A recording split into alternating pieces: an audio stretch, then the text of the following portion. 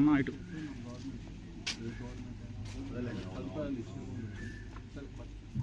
Any cost మీరు ఏదో చేయాలనుకున్నారు సో వాళ్ళకి ప్రత్యేకమైన వాళ్ళకి నివాస స్థలాలు వాళ్ళకి వాళ్ళు ఆల్రెడీ మొన్న పెట్టమన్నారు హౌసింగ్ స్కీమ్లో పెట్టారు. They have received a message saying ఒక 90 days దాంట్లో మేము పరిష్కరిస్తామని చెప్పారు. సో ఆ యాంపుల్ టైం కొంచెం ఇచ్చి వాళ్ళని ఎలక్షన్ చేయకుండా చేస్తామండి, ఇబ్బంది లేదు. ఎందుకంటే ఏదైనా సరే ఏ గవర్నమెంట్ ఉన్నా సంథింగ్ ఎవరైనా వాళ్ళ వెల్ఫేర్ కోసమే మనం పనిచేస్తాం కాబట్టి లెట్స్ నాట్ పొలిటిసైజ్ నేనే పొలిటిసైజ్ చేయట్లేదు.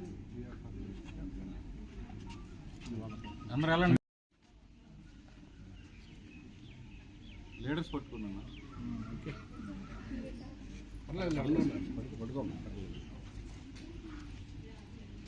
ఓకే అండి. ఒక డెసిషన్ తీసుకొని ఫర్దర్గా ముందుకెళ్తాం. ఎందుకంటే ఇక్కడ డెవలప్మెంట్ కూడా అవసరం. సో మరి అందరూ కూడా మురుకాల కట్ట మీద ఉన్నారు. కాలువ కట్ట అనేది ఇప్పుడు ఎందుకంటే మనకి ట్రైన్స్ అనేది ఫెసిలిటీ లేదు. సో మెయిన్ ట్రైన్ తీస్తే మొత్తం మనకి టౌన్లో ఉన్న ట్రైన్ మొత్తం కూడా క్లియర్ అవుతుంది. సో ఎనీహౌ డెవలప్మెంట్ కూడా అవసరం కాబట్టి దాన్ని కూడా దృష్టిలో పెట్టుకుని మీకు కూడా మిమ్మల్ని కూడా దృష్టిలో పెట్టుకుని ఫర్దర్గా ముందుకెళ్ళడం జరుగుతుంది. అది ఒకసారి డిస్కషన్ చేస్తాం.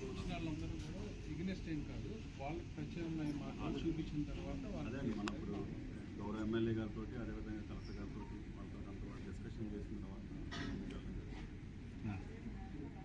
ఓకే.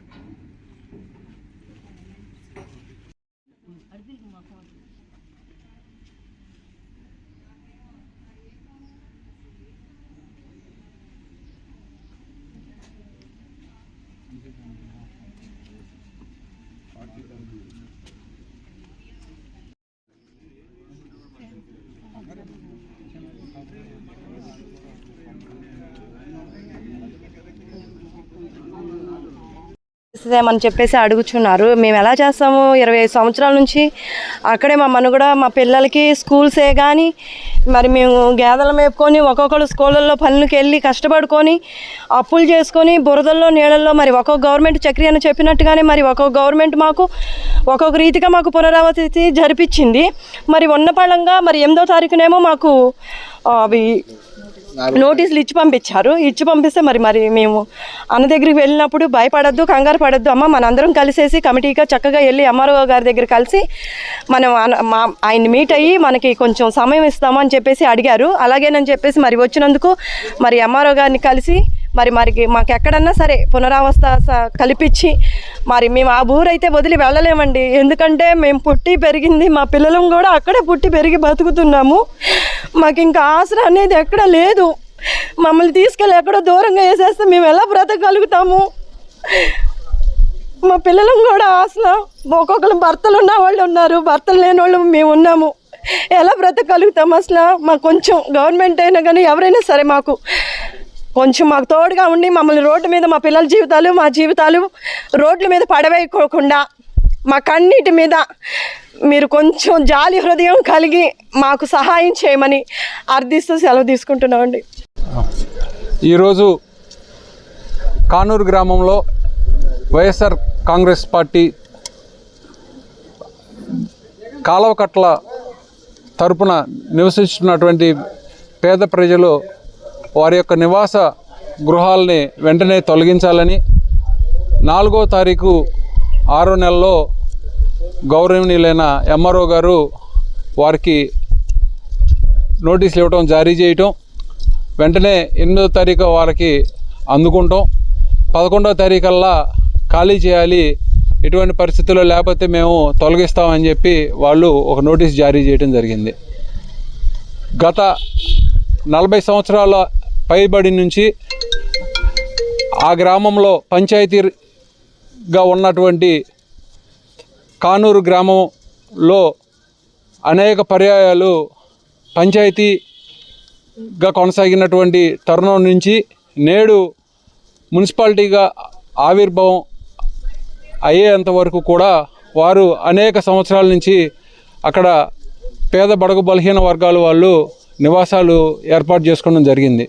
మీరు గమనించినట్లయితే ఇక్కడ వాళ్ళు నివసించినటువంటి ప్రదేశం అప్పట్లో పంట కాలువలు, ఆ పంట కాలువకి ఇరుపక్కల వారు లేని వాళ్ళు కాబట్టి వాళ్ళు నివసిస్తానికి భవనాలు ఏర్పాటు చేసుకోవడం, చిన్న చిన్న పాకలు, రేగుల షెడ్లు ఏర్పాటు చేసుకోవడం జరిగింది.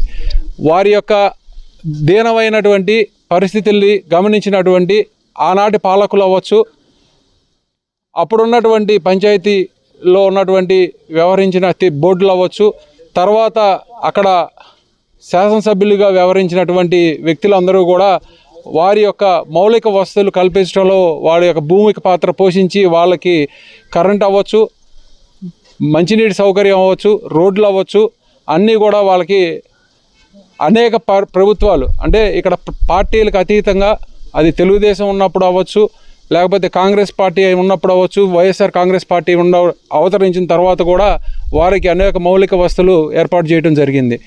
మీ ద్వారా మేము ఒకటే విన్నపించుకుంటున్నాం, ఇది పంట కాలువ కాస్త డ్రైనేజీ వ్యవస్థగా రూపొందించిన తర్వాత వారికి ఒకవేళ ప్రభుత్వాలకు కనుక వారి నివాసాలు అడ్డుగా భావించినట్లయితే వారికి కూటమి ప్రభుత్వం వారిస్తా అన్నటువంటి 2 సెంటు భూమి వాళ్ళు ప్రతి ఒక్క బాధితులకు కూడా ఇచ్చి వాళ్ళకి నివాసాలు ఏర్పాటు చేసి వాళ్ళకి గనక మౌలిక వసతులు కల్పిస్తే గనక వారు వంతకు వారు స్వచ్ఛందంగా అక్కడి నుంచి తరలి వారు నిర్దేశించినటువంటి ప్రాంతానికి వెళ్తామని వారి తరపున, వారు కూడా అందరి తరపున వచ్చి మేము ఎంఆర్ఓ గారికి విన్నపించుకుంటాం.